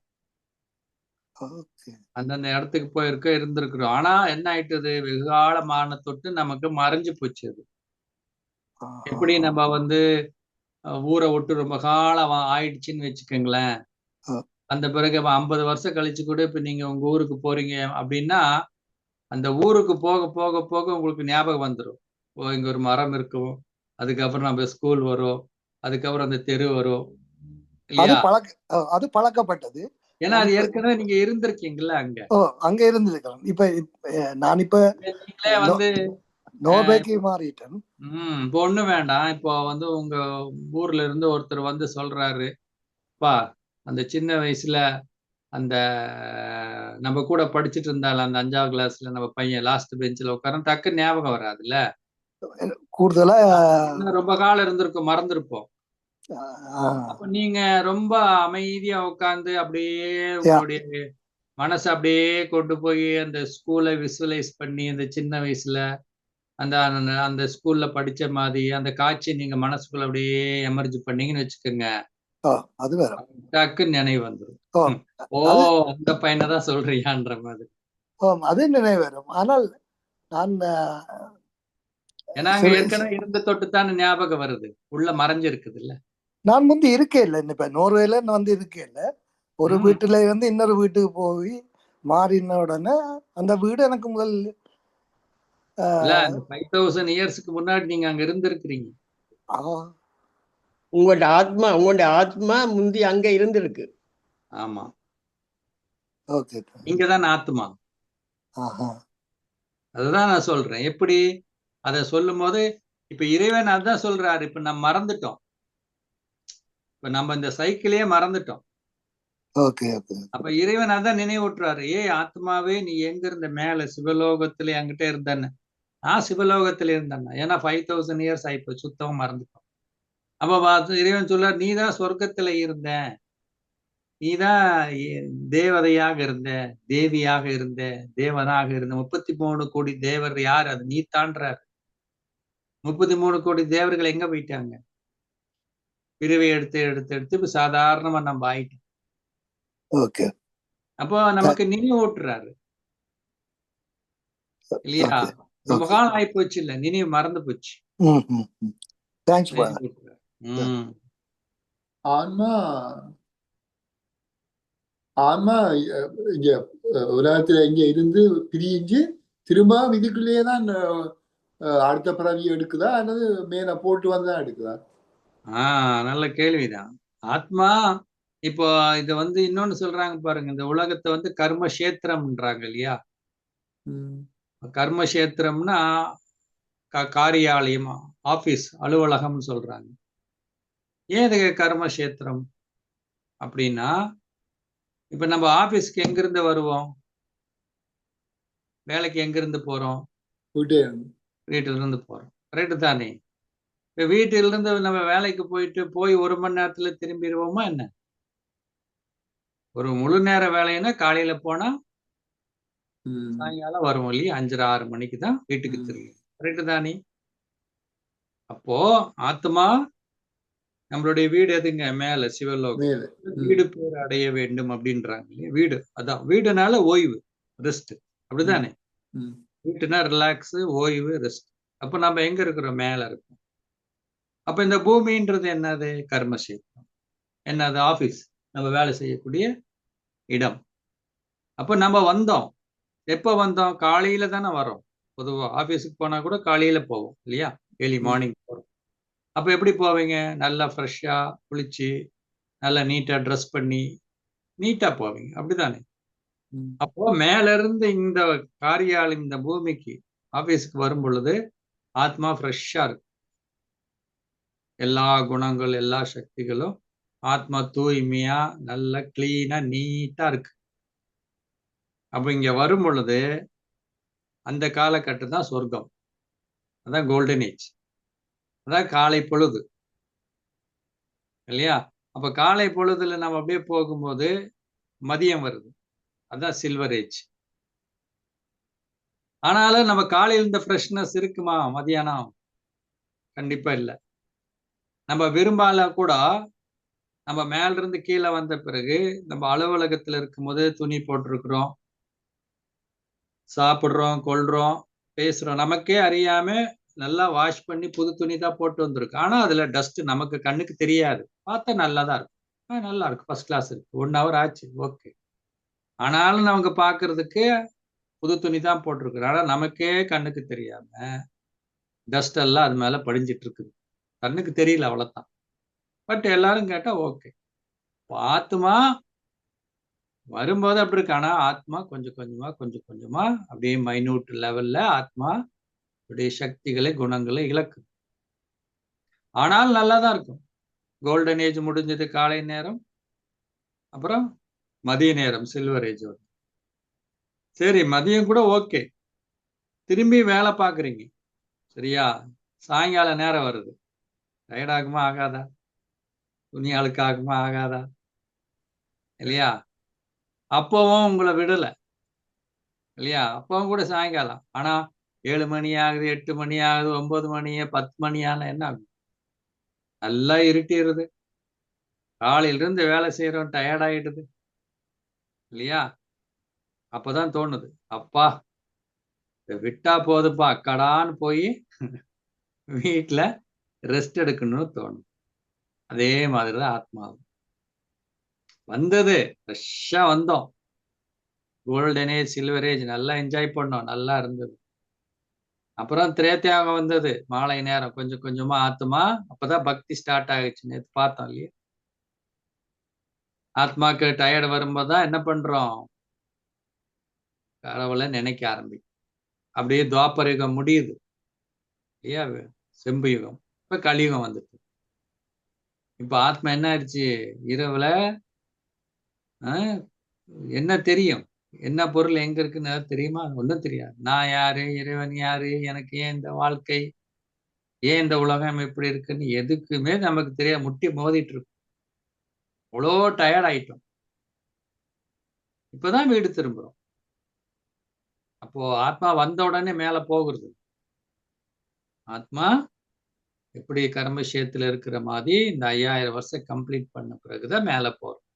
இப்ப வீட்டுக்கு திரும்பக்கூடிய நேரம். எல்லாரும் எல்லா ஆத்மா அந்த டிராமா முடிய போகுது. அவ்வளவுதான். எல்லாரும் என்ன பண்ணணும்? வீட்டுக்கு திரும்பி போகக்கூடிய காலகட்டத்தில் இருக்கு. இன்னும் எத்தனை வருஷத்துல போவாங்க கலியுகம்? இல்ல பார்க்கலாம், நீங்களே பார்க்கலாம் இல்லையா? உலகத்துடைய நிலை என்னன்றத பார்க்கலாம். இன்னொன்னு இறைவன் கேட்கிறாரு, சரி உலகம் விநாசம் ஆகுறது ஒரு செகண்ட். இப்ப சொல்றாரு, இப்ப உங்களுக்கு நடிக்கணும், ஓகே, நாடகத்துல நடிக்கணும். நீங்க எல்லாம் நின்றுட்டு இருக்கிறீங்க வேஷம் போட்டு கரெக்டா. ராஜாவா நடிக்கணும், இல்ல ராணியா நடிக்கணும். வேஷம் போட்டிருக்காங்க, எல்லா நாடகத்தை பார்க்கறதுக்கு ரெடியா இருக்காங்க, திரையை விளக்குறதுக்கு ரெடியா இருக்கிறாங்க. ஸ்கிரீன் இழுக்கிறதுக்கு எத்தனை நேரம் ஆகும்? ஸ்கிரீன் இழுத்த உடனே நீ அந்த வேஷத்துல நீங்க நடிக்கணும். உங்களுக்கு என்ன கேரக்டர் கொடுத்துருக்காங்களோ அந்த மாதிரி நடிக்கணும். அப்பதான் நீங்க மேக்கப்பை சரி பண்ணிட்டு இருக்கீங்க, உங்க வேட்டியை சரி பண்ணிட்டு இருக்கீங்க, நீங்க போடக்கூடியதை சரி பண்ணிட்டு இருந்தீங்கன்னா நாடகம் நல்லா இருக்குமா? அப்ப இறைவன் சொல்றாரு, ஒரு செகண்டோட விஷயம். ஆனா நீ அதை திரை விளக்குன உடனே நீ சொர்க்கத்தில் இருக்கக்கூடிய தேவி தேவர்கள் போல உங்களுக்குள்ள அந்த தெய்வீக தன்மைகள் இருக்கா? அதை நீ கொண்டு வந்திருக்கிறியா? எவ்வளவு நேரம் ஆக போகுது இல்லையா? அப்போ நம்ம எவ்வளவு காலம் இருப்போம்னு ஒன்றும் கேரண்டி கிடையாது இல்லையா? ஆனால் கண்டிப்பா உலகம் மாறணும், எல்லாருக்கும் ஆசை இருக்கு இல்லையா? இந்த உலகம் இனிமேல இப்படியே போனா தாங்குமா? தாங்காது இல்லையா? ஆனா இறைவன் சொல்றாரு, இது மாற்றம் ஏற்படும். கண்டிப்பா என்ன வரும்? மாற்றம் என்பது ஏற்படும் இல்லையா? அப்போ கண்டிப்பாக இந்த உலகம் என்பது என்ன ஆகும்? கண்டிப்பா தேர்ட் வேர்ல்டு வரும், வராம இருக்காது. ஆனா நமக்கு தெரியும், ஆத்மா ஒரு பொழுதும் என்ன ஆகுறது கிடையாது, அழிவு என்பது கிடையாது. உடல்களுக்கு தான் அழிவு. நேச்சர் கலாமிட்டிஸ் வரும், சிவில் வார் வரும் இல்லையா? பூகம்பம் பார்க்கலாம் நம்ம. ஆனா இதெல்லாம் எது வந்தாலுமே எல்லாமே அழிவு என்பது நன்மைக்கு தான். ஹிஸ்டரி ரிப்பீட் ஆகும், திரும்பியும் நல்ல உலகம் என்பது வரும். அப்ப இறைவன் சொல்றாரு, இதுதான் இயற்கையுடைய விதி, நீதி இதுதான். இதை நீங்க புரிஞ்சுக்கணும். ஆத்மாவாகி நீ தனியா தான் வந்த, மேல இருந்து வரும்போது உனக்கு யாரும் கிடையாது. நமக்கு நல்ல யோசனை பண்ணி பாருங்க. இப்ப நம்ம இப்ப இருக்கிறோம், நம்ம பிறக்கும் போது என்னைக்காவது நம்ம நினைச்சு பார்த்தோம்னா இவங்க தான் அம்மா, இவங்க தான் அப்பா இல்லையா, இவங்க தான் அண்ணன் தம்பி? ஒண்ணும் இல்லை இல்லையா? போகும்போது நம்ம கூட யாராவது வரப்போறாங்களா? யாருமே கிடையாது. அப்ப இந்த கான்சியஸ் நம்ம எவ்வளவு கொண்டு வரோம் இல்லையா? நம்ம கடமை செய்யணும், எல்லாமே செய்யணும். ஆனா நம்ம புரிஞ்சுக்கணும், என்னுடைய பயணம் தனிப்பட்டது இல்லையா? ஒவ்வொருத்தருடைய பயணம் தனிப்பட்டது. அவங்களதில் நம்ம என்ன பண்ண முடியாது, அவங்க வாழ்க்கையை நம்ம மாற்ற முடியாது. என் வாழ்க்கையை அவங்க மாற்ற முடியாது. அது அவங்க செஞ்சா அவங்களுக்கு, நான் செஞ்சேன் எனக்கு. அவங்க செய்யறாங்க, நான் செய்யக்கூட வேண்டியதில்லை. என்றைக்கு இதை வந்து நம்ம ஆழமா புரிஞ்சுக்கிட்டு இல்லையா, அதுக்குதான் தாமரை மலர் காமிச்சிருக்காங்க இல்லையா. எல்லா தெய்வங்களுக்கு பாருங்க தாமரை மலர் காமிச்சிருப்பாங்க, பார்த்திருக்கீங்க தானே. ஏன் அந்த தாமரை மலர் காமிச்சிருக்காங்க? சேற்றில் இருந்தாலும் செந்தாமரை. இந்த உலகத்துல பாருங்க, நம்ம எல்லாமே யார் உதவி வேண்டாம், நான் இண்டிபெண்டா இருக்கிறேன் பாருங்க, நீங்க இருக்க முடியுமா? எடுக்க முடியாது இல்லையா. இல்ல நான் எல்லாத்துக்கும் இன்னொருத்தரை சார்ந்தே தான் வாழணும் அப்படின்னாலும் வாழ முடியுமா? இதுக்கு அடுத்தாலும் இன்னொருத்தர் சார்ந்தே வாழ முடியுமா? வாழ முடியாது. அப்ப எப்படித்தான் வாழணும்? இண்டிபெண்டாவும் இருக்க முடியாது, அதே மாதிரி எல்லா விஷயத்துக்கும் நம்ம சார்ந்து இருக்க முடியாது. அப்ப எப்படி வாழணும்? இன்டர் டிபெண்டன்ட் சொல்றோம். அதுதான் தாமரை. தாமரை மலர் பாருங்க சேத்துலதான் இருக்கு இல்லையா. அதுக்கு இலை இருக்குது, மொட்டு இருக்குது. அந்த குளத்துல வந்து பாத்தீங்க அப்படின்னா பூச்சி எல்லாம் இருக்குது, புழுவெல்லாம் இருக்குது, தவளை இருக்குது, எல்லாமே இருக்கு. பாசி பிடிச்சிருக்கும். ஆனால் அந்த தாமரை வந்து ஒரு பொழுதுமே மூழ்காது. அது பாத்தீங்கன்னா மேலதான் நிக்கும். அது மேல ஒரு துளி தண்ணி விழுந்தா கூட ஓடி போயிடும். அப்ப எப்படி வாழணும்னா அன்பாக இருக்கணும், விலகி இருக்கும். இப்ப நமக்கு எல்லார் மேலேயும் அன்பு இருக்கு. இந்த உலகத்துல இருக்கிறவங்க மேல யாருக்குமே நமக்கு வெறுப்பு கிடையாது. ஏன்னா ஆத்மாவுடைய பயணத்தை தெரிஞ்சுக்கிட்டோம் இல்லையா, அவங்களுடைய நாடகத்தை பத்தி தெரிஞ்சுக்கிட்டோம் இல்லையா. அப்படி இருக்கும்போது நம்ம என்ன பண்றோம்? அன்பாக இருக்கிறோம். ஆனால் அவங்க செய்யற மாதிரியே நம்ம செய்வோமா? அவங்க சொல்ற மாதிரியுமே நம்ம செய்வோமா? கிடையாது. அப்ப விலகி இருக்கும். ஞாரா பியாரா, அன்பாவும் இருக்கிறோம், விலகி இருக்கிறோம்.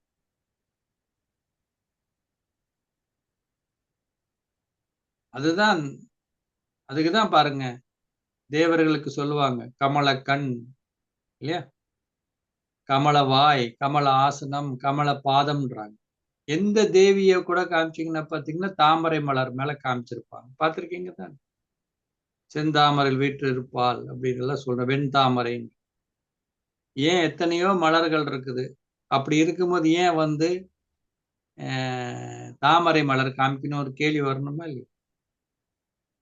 ஏன்னா அந்த தாமரை மலர்ன்றது தூய்மையை குறிக்கக்கூடிய. அப்ப ஏன் அவங்களுக்கு புகழ்னா அவங்களுடைய கண் பார்வை தூய்மையான பார்வை, அவங்க பேச்சு கமல வாயினா அங்க வாயிலிருந்து வரக்கூடிய பார்வை பேச்சு வந்து தூய்மையான பேச்சு. கமல பாதனா அவங்க எடுத்து செய்யக்கூடிய ஒவ்வொரு செயலும் ஒவ்வொரு அடியும் தூய்மையான வழியில நடக்கும். அப்போ இதெல்லாம் கர்மா இல்லையா. பார்வை என்பது ஒரு கர்மா, பேசுறது என்று ஒரு கர்மா, சிந்திக்கிறது என்பது கர்மா, நம்ம ஒரு அடியை எடுத்து வைக்கிறோம்னா அது ஒரு கர்மா. அப்போ where is purity there is a peace and prosperity. எங்க தூய்மை இருக்குதோ அங்க அன்பும், அங்க வந்து அமைதியும் சந்தோஷமா இருக்கும். இன்னைக்கு என்ன எல்லாருக்கிட்டையும் அமைதிய சந்தோஷம் இல்லைன்னா அவங்க கிட்ட தூய்மை கிடையாது. தூய்மையான எண்ணம், தூய்மையான பார்வை, தூய்மையான பேச்சு, செயல் இல்லை. அது நிழல் போல அவங்க கூட வரும். இந்த அமைதியும் சந்தோஷமும் இன்னைக்கு கேட்கறாங்க, அது நிழல் போல அவங்க கூட வரும். அது நீங்க போய் ஓடி போய் பிடிக்க வேண்டியது. தூய்மை என்பது தாய், அந்த குழந்தைகள் தான் அமைதியும் சந்தோஷம். நீங்க தாயை பிடிச்சுக்கங்க, குழந்தைகள் எங்க போனாலும் ஓடி வந்துருவாங்க. இன்னைக்கு என்ன பண்றாங்க? தாயை விட்டுட்டு என்ன பண்றாங்க? குழந்தைங்களை பிடிக்கிறாங்க. அவங்க எங்க நிப்பாங்க? அவங்க ஓடுவாங்க யாருக்கிட்ட? தாயை நோக்கித்தான் ஓடுவாங்க. அதனாலதான் அவங்க மனசுல அமைதி இல்லாம போச்சு, சந்தோஷம் இல்லாம போச்சுன்னா ஒரு சிந்தனை பண்ணி பாருங்க. இப்ப மனசுல என்ன ஓடிட்டு இருக்கு அப்படியே உங்க மனசை செக் பண்ணி பார்த்தீங்கன்னா யாரையாவது பத்தி சிந்திச்சுட்டு இருப்பீங்க, இல்ல ஏதாவது ஒரு சூழ்நிலையை பத்தி சிந்திப்பீங்க. கண்டிப்பா என்ன இருக்கும்? நெகட்டிவான எண்ணம் இருக்கும், ஒரு வெறுப்பு இருக்கும் இல்லையா, ஒரு பொறாமை இருக்கும், ஒரு ஈகோ இருக்கும், ஒரு அட்டாச்மெண்ட் இருக்கும். செக் பண்ணி பாருங்க. இது எனக்கு கிடைக்கணும், எனக்கு அவன் கிடைச்சாம செஞ்சிருப்பாங்களா, அவன் வரட்டும் பார்த்துக்கிறேன். ஏதாவது ஒரு எண்ணம் ஓடிக்கிட்டு இருக்கும். அப்ப அமைதி இல்லாம இருக்கும், உங்க சந்தோஷம் இல்லாம போயிடும். அப்ப இறைவன் கிட்ட கேட்ட ஞானத்தினுடைய அடிப்படையில அதை மாத்தணும். அதான் இறைவன் நமக்கு 3வது கண்ணை கொடுத்திருக்காரு. ஞானத்தினுடைய அடிப்படையில தான் நம்ம எல்லா விஷயத்தையும் பார்க்கணும், சிந்திக்கணும், பேசணும்.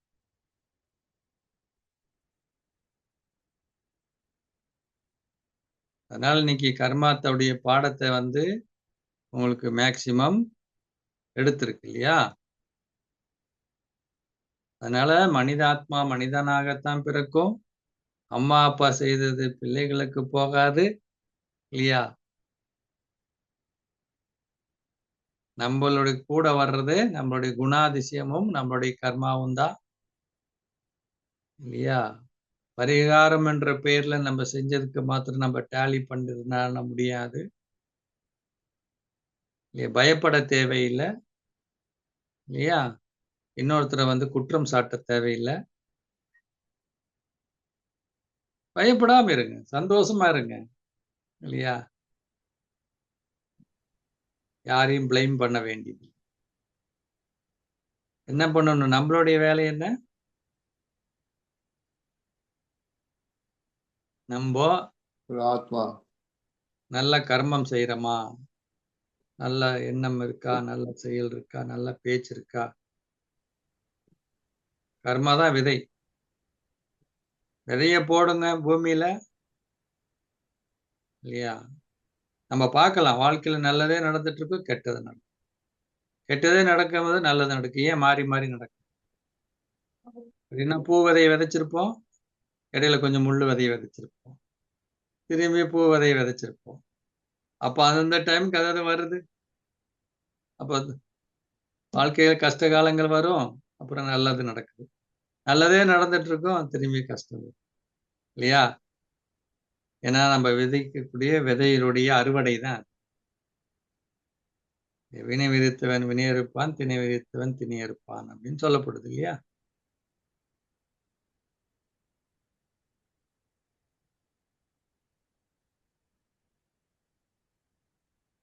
இப்போ ஆத்மா கீழே வந்தா இங்கேயே சுத்தி சுத்தி நின்றுட்டு இப்ப கலியுகத்துல மேல போகுது.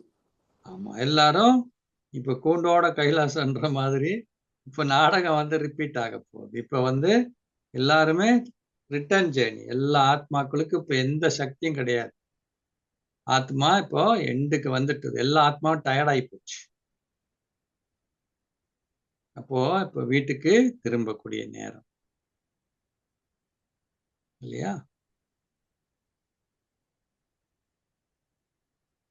அதனால நம்ம பண்ண வேண்டியது என்ன? நம்மளுடைய குடும்பம் நமக்கு பொறுப்பு. கவலைப்படாம சந்தோஷமா ஹாப்பியா இல்லையா? ஆத்மா உணர்வுல இருக்கணும். ஆத்மா உணர்வோட மற்றவர்களோட பேசணும், அந்த கண்ணோட்டத்துல பார்க்கணும் இல்லையா? எதுக்கும் கவலைப்பட வேண்டியதில்லை, பயப்பட வேண்டியதில்லை. ஏதாவது உங்களுக்கு வாழ்க்கையில நடக்குதா? ஞானம் என்ன சொல்லுது? இறைவன் நமக்கு என்ன சொல்றார்? இதற்கான காரணம் என்ன? கொஞ்ச நேரம் சிந்திச்சு பாருங்க, உங்களுக்கு அது பதில் கிடைச்சிடும். இப்போ டெய்லி என்ன பண்ணணும்? இந்த ஞானத்தை கேட்கணும், கூடவே ஆத்மாவை சக்தி பெறுறதுக்கு பரமாத்மா கிட்ட சக்தி பெறணும். புரிஞ்சதுங்களா? இப்ப கொஞ்சம் மெடிடேஷன் பண்ணுவோமா? இல்ல உங்களுக்கு வேற ஏதாவது கேள்விகள் இருக்கா? இப்ப நிறைய விஷயங்கள் தெரிஞ்சுக்கிட்டோம் இல்லையா? நம்ம இன்னைக்கு கர்மாவை பத்தி பேசும்போது என்ன? மனிதாத்மா மனிதாத்மாவை தான் தெரியும். நான் செய்ததை எனக்கு அப்பா அம்மா செய்தது பிள்ளைங்களுக்கோ போகாது இல்லையா? எந்த பரிகாரமும் இப்ப நீங்க சில நேரம் பார்க்கலாம், நான் பரிகாரம் பண்றேன், அது பண்றேன், இது பண்றேன்றாங்க. இப்ப நல்ல யோசனை பண்ணி பாருங்க, இந்த பரிகாரம் பண்றேன்றவங்க மாத்திர வாழ்க்கையே உயரவே மாட்டேங்குது. நம்மள கோடீஸ்வரர் ஆக்குறேன், உங்க பிரச்சனையில இருந்தெல்லாம் உங்களை வெளியே கொண்டு வந்துடும், உங்க வாழ்க்கை பிரகாசமானவ ஆக்கிறேன்னு சொல்லி நம்ம கிட்ட சம்பாதிக்கக்கூடிய பணத்தை சம்பாதிக்கக்கூடியவங்க அவங்களுக்கு என்ன கர்மா பண்ணியிருக்காங்கன்னு அவங்களுக்கு தெரியாதா என்ன? அவங்க ஏன் அவ்வளவு கஷ்டப்பட்டு இருக்காங்கன்னு அவங்களுக்கு தெரியும் தானே? ஏன் அவங்க அவங்களுடைய கர்மாவை மாத்த முடியாம இருக்காங்க? ஏன் பரிகாரம் பண்ணி மாத்திக்கலாம் தானே? அது கூட நம்ம யோசிக்கிறது இல்ல. ஏன் ஒரு ஊர் உலகத்துக்கே அவர் சொல்றாரு மாத்தி கொடுக்குறேன்றாரு. ஆனா அவருடைய இது ஏன் மாற மாட்டேங்குது? அதுக்கு என்ன பரிகாரம் பண்ண முடியலையே அவருக்கு என்ன? அப்ப இறைவன் சிந்திக்க சொல்றாரு இல்லையா? சிந்திச்சு பாரு இல்லையா? இன்னொன்னு கர்மா செய்யும் போது அதுக்கு பின்னாடி என்ன ஆட்டிடியூட் இருக்குன்னு வேற பார்க்கணும். இப்போ நல்ல கர்மா செஞ்சா நல்லதுதான் நடக்கணும், அதானே விதி. ஆனா ஏன் சிலது நடக்கிறது இல்ல? இருக்கா இல்லையா? நல்லது செஞ்சாலும் அந்த நல்லதுக்கு அந்த பிரதிபலன் சந்தோஷம் தானே இருக்கணும். சந்தோஷம் இருக்காது. ஏன்னா அதுக்கு பின்னாடி இருக்கக்கூடிய இன்டென்ஷன் வேற.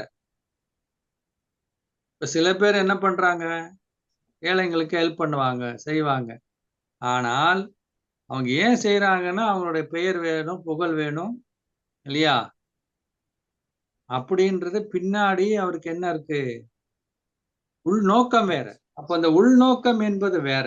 அப்ப நீங்க ஒண்ணு செய்றீங்கன்னா அதனுடைய உள்நோக்கம் என்ன? அப்போ உள்நோக்கத்துடைய அடிப்படையில தான் அது அமையும். இப்ப நல்லது செய்தா நல்லது நடக்கணும். அப்ப நல்ல காரியம் செஞ்சா சந்தோஷம் தானே இருக்கணும் இல்லையா? சிலரெல்லாம் பாருங்க, கோயில்ல என்ன பண்றாங்க, ஒரு டியூப் லைட்டை கொடுத்துட்டு கோழிக்கடை கிட்டுசாமி உபயோகம்னு போட்டுருவாங்க. அதுலயே எழுதிடுவாங்க. அதுலயே அது சரியாவும் தெரியாது. அதை வேற அனௌன்ஸ் பண்ணுவாங்க. அப்போ அது அதுக்கு எனக்கு பெருமை வேணும், அந்த செய்த கர்மாவுக்கு எனக்கு பலன் வேணும்னா பாதி பலன் போச்சு. அதை வாய் விட்டு சொல்றோம் இல்ல, அதை வெளிப்படுத்தணும், என் பேரை போடணும், அதை அனௌன்ஸ் பண்ணணும்னு இருக்கிற பாக்கியமா போச்சு இல்லையா? அதான் சொல்லுவாங்க, இந்த கையில கொடுக்குறது அந்த கைக்கு தெரியாது கூடாதுன்றாங்க. அப்ப என்ன நோக்கத்தோட கொடுக்குறீங்க?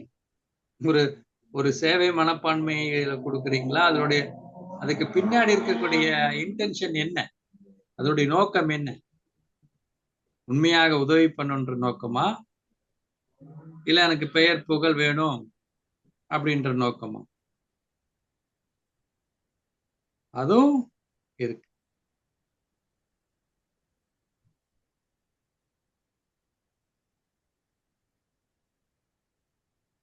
இப்ப கடவுள் உண்மையா நமக்கு தண்டனை கொடுக்கிறாரா அப்படின்னு இல்ல. இந்த கர்மாவிலிருந்து எப்படி வெளிவர்றதுன்றதுக்கான கல்வியையும் அதுக்கான வழிமுறையும் சொல்லிக் கொடுத்தார். அதை நம்ம செஞ்சோமா தானா என்ன ஆகும்? விதி விதின்னு வாழ்றவங்க நம்ம இறைவன் மதியை கொடுக்கிறார். அதனுடைய அடிப்படையில் நம்ம செய்தோம்னா வாழ்க்கை மாறி போகும். ஓகேவா? கோயில் பூசை அதெல்லாம் தேவையில்லை. என்ன கோயில்கள் பூசைகள் செய்யறது அதெல்லாம் தேவையில்லை. இல்ல, இப்ப நம்ம என்ன பண்றோம், பூசைகள் பண்றோம், செய்யறோம் இல்லையா? போறோம், நம்பிக்கை இருக்கு இல்லையா? நமக்கு நடக்கும் பண்ணும் அப்படின்னு சொல்லி. இப்போ சில நேரத்துல பாருங்க, கடவுள் நம்பிக்கை இல்லாதவங்க இருக்கிறாங்க இல்லையா? தீக்காக்காரங்க இருக்காங்க. சில பேர்லாம் சொல்றாங்க, நாங்க ராகு காலத்துல தான் கல்யாணம் பண்ணோம் அப்படின்றாங்க இல்லையா? செவ்வாய் தோஷத்துல இருக்கிறவங்க தான் கல்யாணம் பண்றேன்னு சொல்றாங்க.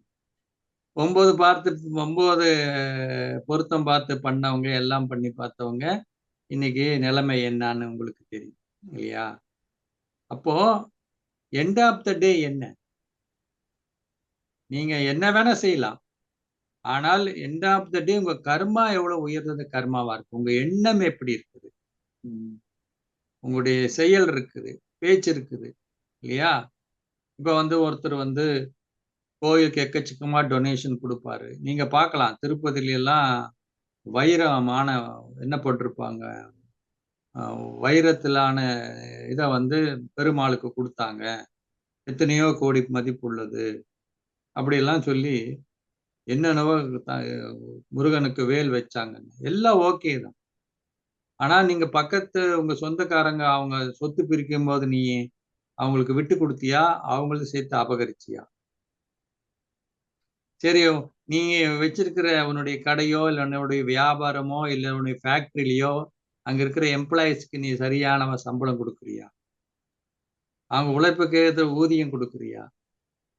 இல்ல அவங்ககிட்ட இருந்து நீ கொள்ளை அடிக்கிறியா? நீ செய்யற தொழில தூய்மையா செய்றியா? நேர்மையா செய்றியா? அப்ப எண்ட் ஆஃப் த டே எது வருது? நம்ம அங்க கொண்டு போய் குடுக்கிற வேலு குடுக்குற அது வேற விஷயம். அது நீ நீ ஒரு நல்ல கர்மா செய்றோம். கோயிலுக்கு போய் குடுக்குறோம், பண்றது நல்ல கர்மா. ஆனால் நீ என்ன செய்யணுமோ உன்னுடைய தொடர்புல வர்றவங்க கூட இல்லையா? நீ வந்து வேலை வாங்கக்கூடியவங்க கூட, இல்ல எதுல வந்து அவங்க கிட்ட நம்ம எப்படி நடந்துக்கிறோம்? இல்லையா? அதுதான் முக்கியம்.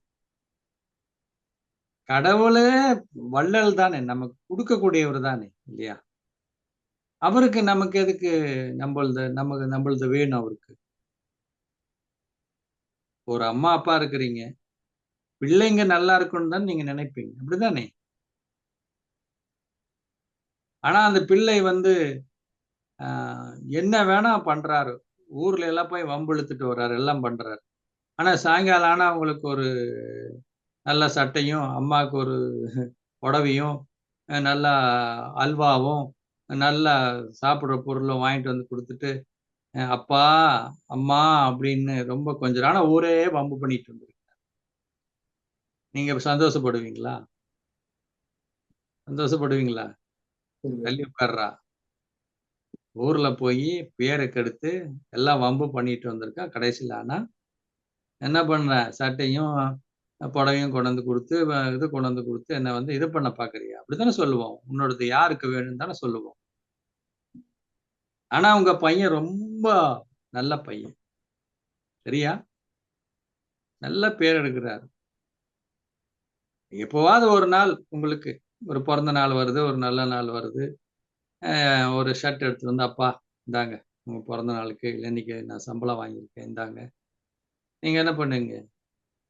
உங்களுக்கு அது கூட தேவையில்ல. ஆனா உங்க பையனுடைய அன்பு, பொண்ணுடைய அன்புனால, "சரிம்மா, சரிப்பா குடு" அப்படின்னுவோம். இதே மத்த கோயில்ல கூட. நீங்க ஏதாவது கொண்டு போய் கோயில்ல குடுக்குறீங்கன்னா, இல்லையா? அது எப்போ ஏத்துக்கப்படும்? அதோடைய இது என்ன? ஓகே. கடவுள் ஊருக்கு படியாளர் இருக்கிறவர். அவரு அப்பா, நமக்கு அப்பா ஆத்மா. அவரு உங்களுக்கு குடுக்கக்கூடியது, எல்லாம் குடுக்கக்கூடியது. வள்ளல் அவர். அவருக்கு எதுக்கு வேணும்? ஆனால் பின்னாடி அவர் என்ன பார்க்கிறாரு உங்கள? நீங்க கொண்டு வந்திருக்கக்கூடிய பூச சாமானத்தையோ, இல்லையா? இல்ல நீங்க கொண்டு வந்திருக்கக்கூடிய புடவையோ, இல்ல வந்து கொண்டு வந்திருக்கக்கூடிய அங்கவஸ்திரம் எதையும் பார்க்கறது இல்ல, நகையும். அதுக்கு பின்னாடி நீ என்னவா இருக்க? உன்னுடைய கர்மா என்னவா இருக்கு? ஏன்னா, அவருக்கு அதான் முக்கியம். ஏன்னா, அதுதான் உங்களுடைய வாழ்க்கைய லீட் பண்ணுது. எது? நீங்க செய்தக்கூடியது. அந்த புடவையோ, இல்ல வந்து கொண்டு வந்து குடுக்குற பூஜை சாமானமோ, அது உங்க வாழ்க்கைக்கு என்ன ஆக போறது கிடையாது. அதுவும் யோ இதா சொல்லுவாங்க இல்லையா? அந்த ஒரு இது கேட்கும்போது சொன்னாரு வந்து, இன்னைக்கு கூட பக்தி எப்படி ஆயிடுச்சு? இல்லையா? அதான் அந்த தெற்கட்சி சுவாமிநாதன்னு ஒரு சொல்லுவாரு. உண்மைய பிராக்டிகலா அவரு இன்றைய செய்தியில சொல்றாரு. அந்த சென்னையில கபாலீஸ்வரர் கோயில் இருக்கு தானே! அவரு திருமணம் ஆகுறதுக்கு முன்னாடி போவாராம். அவருடைய ஃப்ரெண்ட் ஒருத்தர் இருப்பாரு. அவரு கூட தான் போவாரு. அவரு பேச்சுலர்ல எங்கேயோ ஹாஸ்டல்ல தங்கி. அப்ப போகும்போது பூஜைக்கு இந்த கோயிலுக்கு வெளியிலேயே அவர் வந்து என்ன பண்ணுவாருன்னா, தேங்காவ தட்டி தட்டி வாங்குவார். இல்ல. அவரு கேட்பாராம், "ஏன் சாமிக்கு தேங்கா வந்து நல்லா முத்துன தேங்காவா தான் புடிக்குமா?" கேட்பாரு. "இல்ல, இல்ல. இது சட்னிக்கு இப்போ நல்லது அப்படின்னு.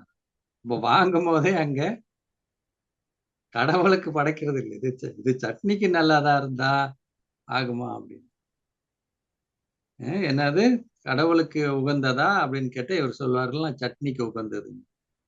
சரின்னு உள்ள போய் பூஜை தட்டை கொடுத்துட்டு வராமா. பூஜை தட்டை கொடுத்துட்டு 2 கையும் கும்பிட்டுட்டு அப்படியே அங்கேயே அப்படியே பார்த்துட்டே இருப்பாராம். இவர் சொல்லுவாராம், என்ன இவ்வளவு பக்தியா, இப்படி பாக்குறீங்க, என்ன அப்படி பாக்குறீங்க அப்படின்னு கேட்பாராம். அவர் சொல்ல, சும்மா இரு, எங்கேயாவது தட்டு மாறிட போகுது அப்படின்னு. அப்போ போகும் போதே வாங்குறது தேங்காய், இது சட்னிக்கு இறக்கிறதுக்கு. அங்க போய் கொடுத்தாலும் தட்டு மாறிடுறதா, தட்டு மாறாம வாங்கணும்.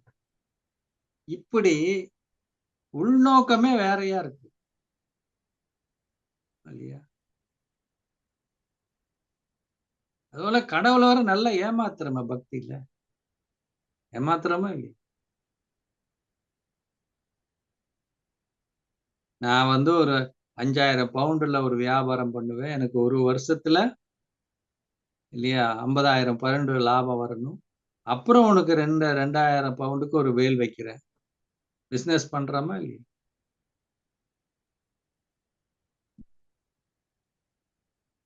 அதான் 3 திருடங்க இருந்தாங்களாம். திருட போறவனும் கடவுளை வேண்டிட்டு தானே போறான்.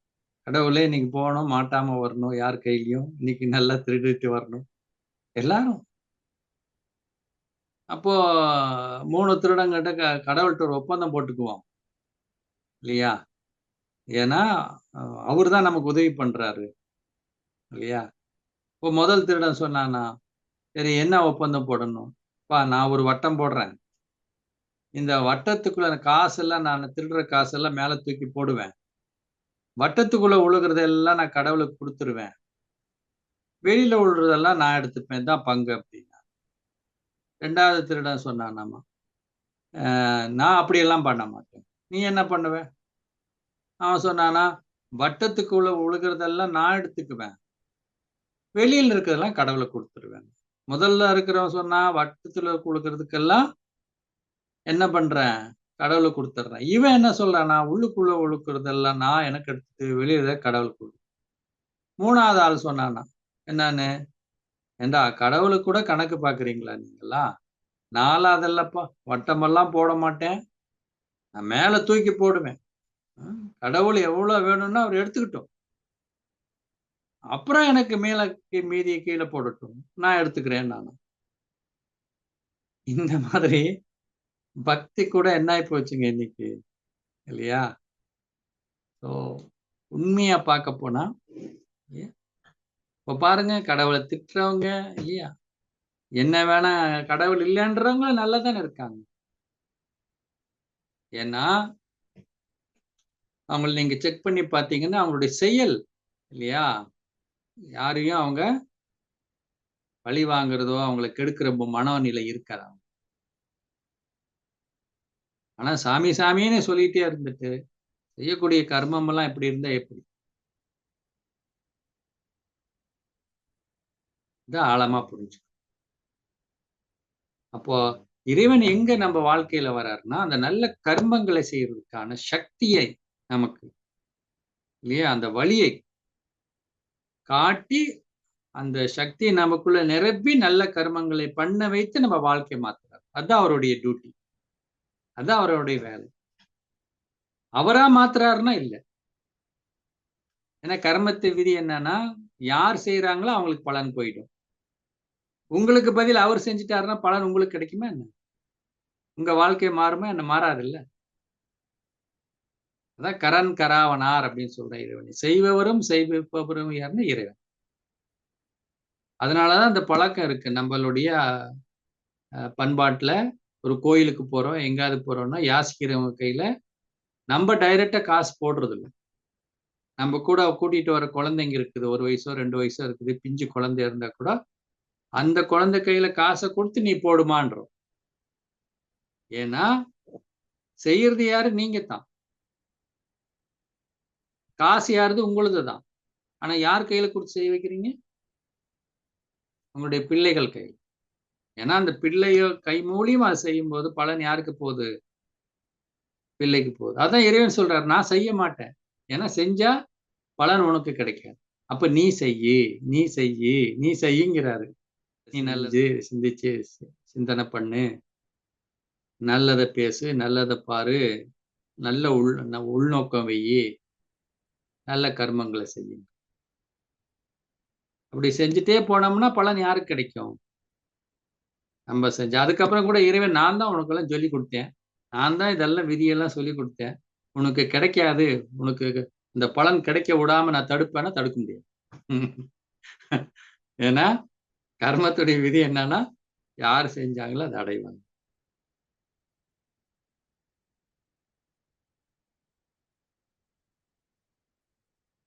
ஓகேவா? ஸோ இன்னைக்கு கர்மத்துடைய ரொம்ப டீப்பான விஷயங்களை நம்ம புரிஞ்சுக்கிட்டோம் இல்லையா? நம்ம என்ன செய்யறோம், அதுக்கு என்ன இறைவன் நமக்கு எப்படி அதுக்கு பண்றாரு இல்லையா? எல்லா விஷயமும் தெரிஞ்சுக்கிட்டோம்.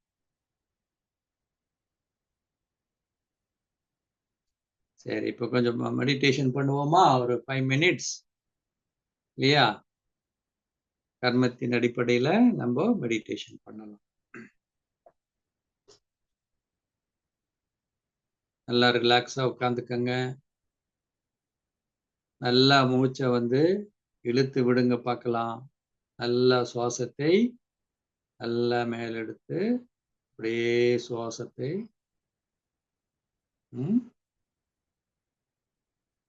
வெளியே விடுங்கள்.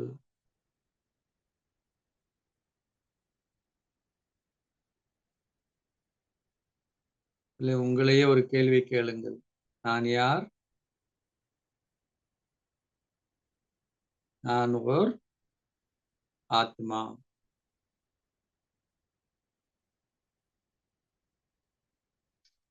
என்னுடைய வாழ்க்கையின் இன்பத் துன்பத்துக்கு காரணம் யார்? நான் புரிந்து கொண்டேன். ஆத்மாவாகிய நான் தான் அதற்கு முழு முதல் பொறுப்பு. நான் ஆத்மா. இந்த உடலிலிருந்து தனிப்பட்டவன். இரு புருவத்துக்கு மத்தியிலே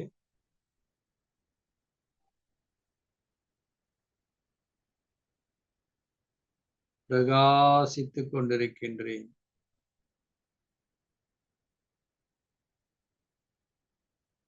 என் மனதின் மூலமாக எண்ணங்களை உருவாக்குகின்றேன். இந்த கண்கள் மூலமாக பார்க்கின்றேன். ஆனால் இந்த கண்கள் நான் அல்ல. இந்த வாயின் மூலமாக பேசுகின்றேன். இதை பயன்படுத்துகின்றேன். இந்த உடல்கள் மூலமாக காரியங்களை செய்கின்றேன். இவை அனைத்தும் எனது கருவிகள்.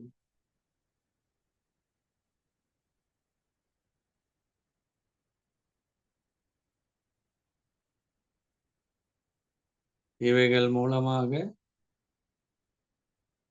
என் கர்மத்தை செய்கின்றேன்.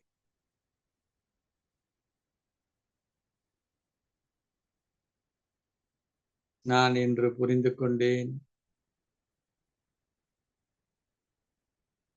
என் வாழ்க்கையில் ஒவ்வொரு அடியிலும்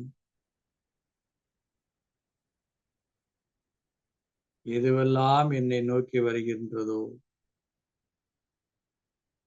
அது சூழ்நிலையாக இருக்கலாம், மற்றவர்களின் தொடர்பில் வரும் பொழுது அவர்கள் கூறும் வார்த்தைகளாக இருக்கலாம்,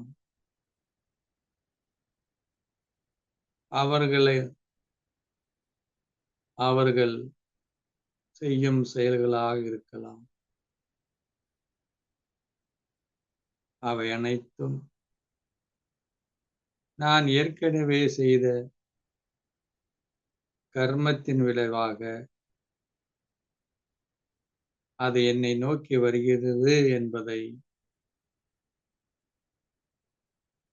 நான் புரிந்து கொண்டேன்.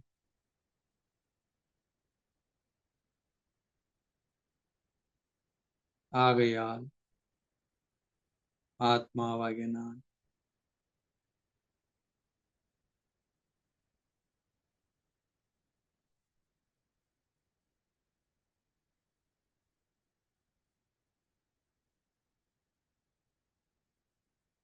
அந்த சூழ்நிலையை அப்படியே ஏற்றுக்கொள்கின்றேன். ஏன், எதற்கு, எப்படி என்ற கேள்விகளற்ற நிலைக்கு செல்கின்றேன்.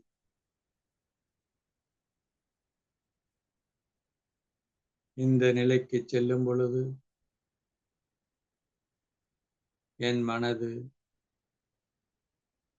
எந்த வகையான சஞ்சலமும் இல்லாமல் அமைதியாக இருக்கின்றேன்.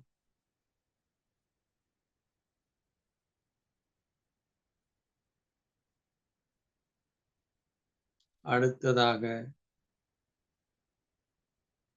நான் அந்த சூழ்நிலைகளுக்கு, அந்த உறவுக்கு எதிர்வினையாக நல்லதையே நினைக்கின்றேன், நல்லதையே பேசுகின்றேன், நல்லதையே செய்கின்றேன். இதுதான் நான் செய்யக்கூடிய நல்ல செயலாகும்.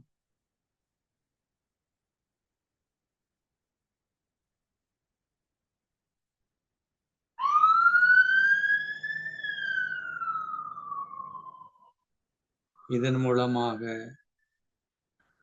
முதலில் என் மனதில் ஆழ்ந்த அமைதி ஏற்படுகின்றது. இந்த அமைதியின் அலைகள்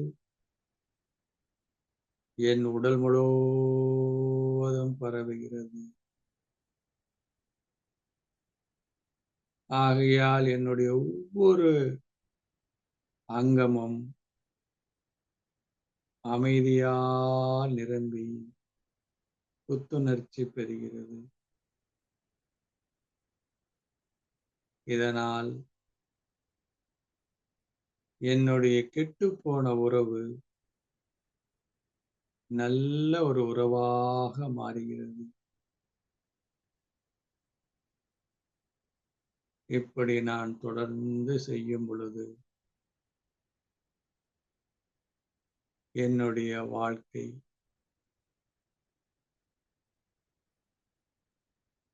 விதி விதி என்று விதியை நொந்து கொண்டிருந்த நான்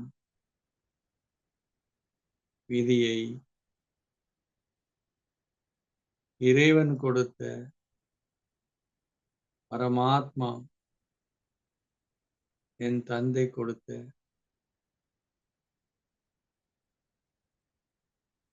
மூன்றாவது கண்ணின் அடிப்படையில், இறை ஞானத்தின் அடிப்படையில்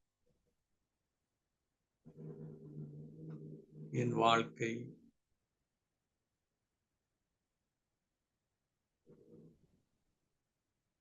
நல்ல ஆரோக்கியம், சந்தோஷம், அமைதி நிறைந்த ஒரு வாழ்க்கையை இப்பொழுது நான் அனுபவம் செய்து கொண்டிருக்கின்றேன்.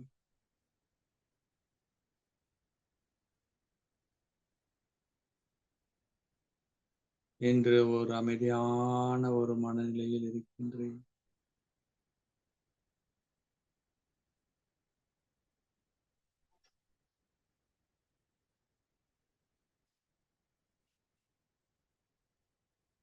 ஓம் சாந்த் சாந்த் சாந்த்.